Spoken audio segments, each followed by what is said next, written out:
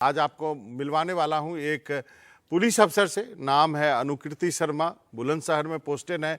उनका एक वीडियो जो है काफ़ी चर्चा में है। वो उन्होंने खुद ट्वीट किया था और वो वीडियो जो है एक महिला के घर में बिजली लाने का है। आप सोचेंगे कि मैं पुलिसकर्मी के बारे में बात कर रहा हूं, लेकिन यहाँ पे जी हाँ, ये एक महिला के घर में बिजली आई है, उसका जिक्र किया गया था। उन्हीं से सुनते हैं। अनुकृति शर्मा जी, आपका बहुत बहुत स्वागत है एनडीटीवी इंडिया पर।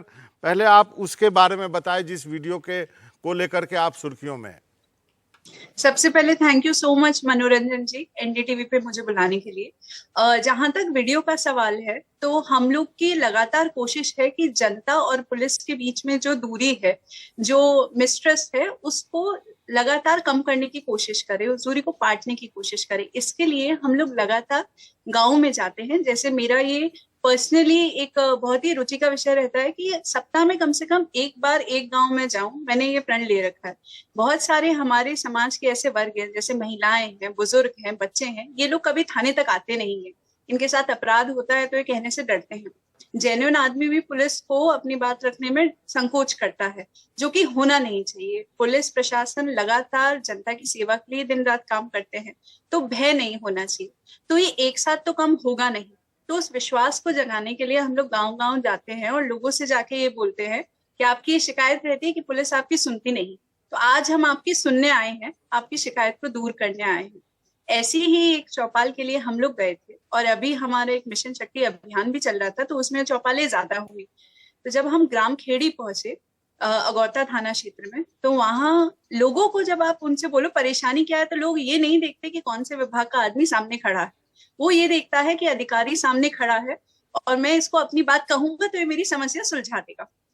तो जब उन्होंने कहा कि मेरी कोई समस्या नहीं है, मुझे बस बिजली चाहिए, तो ये उस समय बिल्कुल उचित नहीं लगा कि हम उनसे कहें भाई ये बिजली विभाग का काम है, आप बिजली विभाग में जाइए, पुलिस का कोई लेना देना नहीं। एक मेरे सीनियर ऑफिसर कहते हैं, सेल का जैसे था कि there is a little bit of steel in everything, वैसे ही there is a little bit of policing in everything. तो उनके घर बिजली लाने से अपराध पे भी अंकुश आता है, वो तमाम तरह की चीजें हैं। जब वो हमारे पास आ गई, तो हमने प्रण लिया कि जो भी है हम कोशिश करेंगे और इनके घर में बिजली लेकर आएंगे। उसके लिए क्या करना था, उन्होंने कभी आवेदन नहीं किया था। वो एक विधवा महिला है, उनके पास आमदनी का कोई अच्छा साधन नहीं है, उनकी 2 बच्चियां हैं जिनका विवाह हो चुका है, दूर रहती हैं, अशिक्षित हैं। तो आवेदन कैसे करें, किससे कराएं, 1500 रुपए कैसे खर्च करें, दूर दराज गाँव में रहती है, कहाँ काम भटकेगी। तो हमने कहा अम्मा आपका ये काम हम कराएंगे। तो पेपर वर्क हमने किया, 1500 रुपए वाला डिपॉजिशन हमने किया, एक पंखा और लाइट खरीदी। It was a very small gesture. तो और उसके लिए हमें ज्यादा कुछ नहीं करना था, हमें बस बिजली विभाग को फोन करके कहना था कि भैया इनका कनेक्शन करवा दो, we are ready to do all the formalities. करा दिया गया, उनके घर में बिजली आ गई। तो ये पूरी कहानी थी उनके घर में बिजली लाने की। तो एक पल के लिए आपको लगा नहीं कि डीएम साहब को उठा के फोन करूं कि डीएम साहब आप देखिए यहाँ पे बिजली नहीं है, मैं तो वर्दी पहनती हूँ, मेरा काम पुलिसिंग का है? नहीं सर, मैं मतलब ये मुझे ऐसा लगता है कि हम हर विभाग के लोग, भले ही पुलिस के लोग हो, प्रशासन के लोग हो, बिजली के हो, कहीं के भी हो, हम सब लोगों का एक ही काम है, वो है जनता की सेवा करना, पूरा मन लगा के सेवा करना। और जनता के हम लोग, ये जो विभाजन हुआ है अलग अलग विभागों में, उसका वो इसलिए हुआ है ताकि लोगों को सहूलियत हो सके। बिजली का काम बिजली विभाग देगा, पुलिस का काम पुलिस विभाग देगा, पर ऐसा नहीं है कि म्यूचुअली एक्सक्लूसिव है। आदमी हमारे पास आ गया, अगर मेरे पास कोई आदमी आ गया, मैंने अगर फोन कर दिया, तो काम ज्यादा जल्दी हो जाएगा। मेरे पास आ गया तो काम हो जाना चाहिए। ये नहीं कि मैं उसको फिर इधर से उधर, उधर से इधर भटका रही हूँ। तो जैसा हम अपने साथ व्यवहार नहीं चाहते हैं, 2 साल पहले मैं सर्विस के बाहर ही थी, एक आम जनता का हिस्सा थी, तो मेरे को ये नहीं पसंद आएगा कि मैं अगर किसी के पास जा रही हूँ और वो मुझे कहे इस ऑफिस के चक्कर लगाते रहो, दूसरे विभागों पे डालते रहो। तो मैं, अगर कोई मेरा काम कर देगा तो मैं जीवन भर उसे याद रखूंगी। तो हमारा यही प्रयास रहता है कि लेकिन कोई मैडम हमारे मैंने आपके सारे वीडियो देखे, ढेर सारे ट्वीट अब मैंने देखे यहाँ आपको इंटरव्यू करने के पहले। आप चौपाल लगाती हैं, आप अलग अलग चीजें, वो सारी चीजें करती है जो आम पुलिस अफसर नहीं करता है। तो ये चौपाल क्यों लगाती हैं आप? जैसा कि मैंने आपको बताया मनोरंजन जी, हर आदमी थाने तक नहीं आ सकता। महिलाएं अगर आती हैं आज भी थानों पे, तो एक टैबू लगा दिया जाता है कि वो तो थाने जाने वाली महिला है, अच्छा नहीं माना जाता, पता नहीं क्यों। तो हर और थाने आने में भी तो रुपए खर्च होते हैं, सबके पास अपना प्राइवेट व्हीकल नहीं है, गांव से कोई आदमी निकलेगा उसके 200 रुपए खर्च हो जाएंगे। तो हम लोग अगर इसे पार्ट ऑफ पुलिसिंग कर ले कि लोगों के बीच में जाएं, लोगों की परेशानी सुने, और जब उनसे खुल के, मैं जब भी जाती हूँ चौपालों में अपना नंबर जरूर उनके साथ साझा करती हूँ, जो मेरा सीयूजी नंबर है, और उनसे कहती हूँ कि तुम्हें कभी भी जरूरत पड़े, अपना भी करती हूँ, एसएचओ का भी करती हूँ, तो मुझे उससे सूचनाएं प्राप्त होती है। लोग डर के मारे बताते नहीं कि पुलिस को बता देंगे उल्टा हम पे कार्रवाई ना हो जाए। जब वो बताएंगे मुझे फोन करके और उन्हें अगले दिन एक्शन दिखेगा तो मुझे फिर और सूचनाएं मिलती है। तो इससे अपराध पे अंकुश लगाने में भी बहुत मदद मिलती है। और हमारा जो आप जानते हैं कि police is to people ratio हमारे देश का बहुत अच्छा नहीं है, तो हम बिना जनता के सहयोग के ना क्राइम कंट्रोल कर पाएंगे, ना लॉ एंड ऑर्डर मेंटेन कर पाएंगे। तो एक अच्छी बेहतरीन पुलिसिंग व्यवस्था के लिए ये जरूरी है कि पूरी जनता को हम लोग साथ लेके चलें। एक और सवाल है, मैंने देखा कि डोमेस्टिक वायलेंस के लिए आप बहुत काम कर रही हैं, तो आपको क्या लगता है कि बुलंदशहर, जो कि ठीक है वह आम और गेहूं और बाकी चीज़ों के लिए भी फेमस है, लेकिन कुछ और नोटोरियस चीज़ों के लिए भी बुलंदशहर बहुत फेमस है, तो आपको क्या लगता है कि डोमेस्टिक वायलेंस एक क्या वहाँ पे बड़ी समस्या है, या जनरल पुलिसिंग में आपको अपराध जो है हार्डकोर अपराध वो ज़्यादा बड़ी समस्या है? देखिए, डोमेस्टिक वायलेंस बुलंदशहर की नहीं, मेरे ख्याल से हर जगह की समस्या है, और इसका पूरा पूरा नारी सशक्तिकरण से लेना देना है। हमारे यहाँ पे इसको नॉर्मल माना जाता है कि क्या है, पति ने ही तो 2 थप्पड़ लगा दिए, ठीक है। और जब हमारे पास भी जब केसेस आते हैं तो लड़की के खुद के माँ बाप, उसके भाई ये कह के लेकर आते हैं कि हमारा फैसला करा दो, हमें इसका घर बर्बाद नहीं करना। वो ये नहीं देखते कि उनकी बच्ची रोज पिट रही है।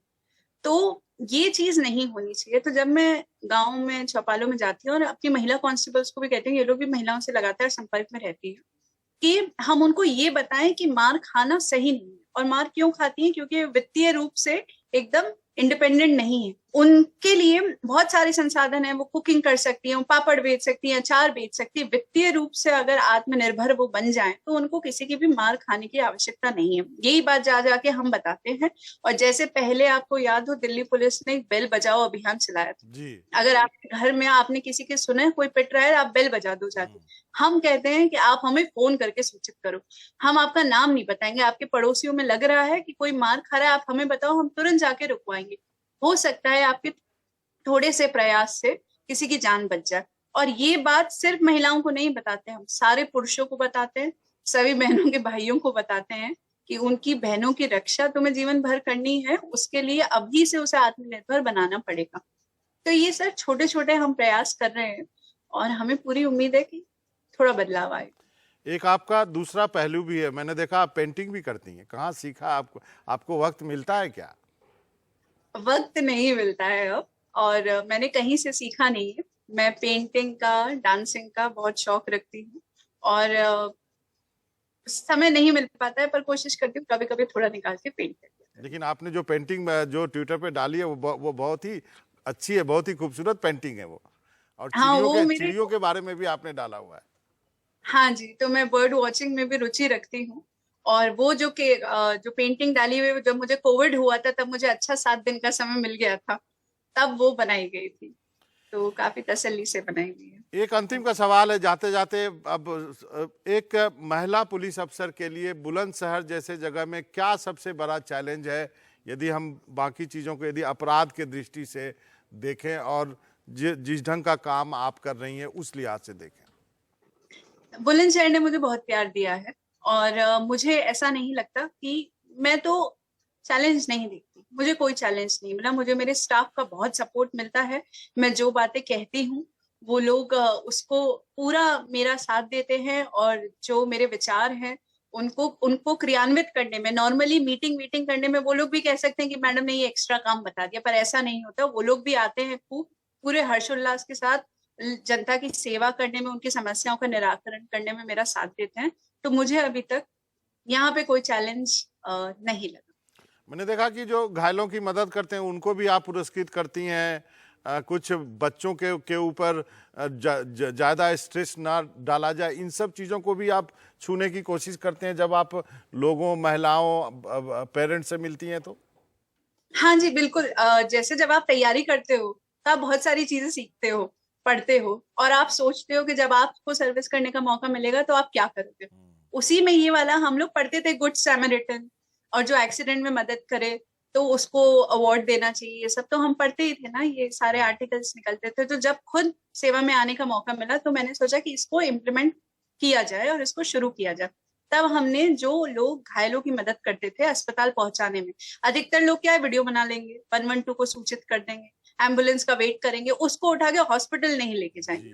तो हम फिर जो लोग आउट ऑफ द वे जाके सारे भय को दूर करके लोगों की मदद कर रहे हैं, आगे आ रहे हैं, हम उनको जब पुरस्कार देते हैं और हम लोग पुलिस प्रशासन की तरफ से देते हैं ऑफिस में बुला के, और उसको अगले दिन पब्लिसाइज कराते हैं, तो बाकी बहुत सारे लोगों को प्रेरणा मिलती है।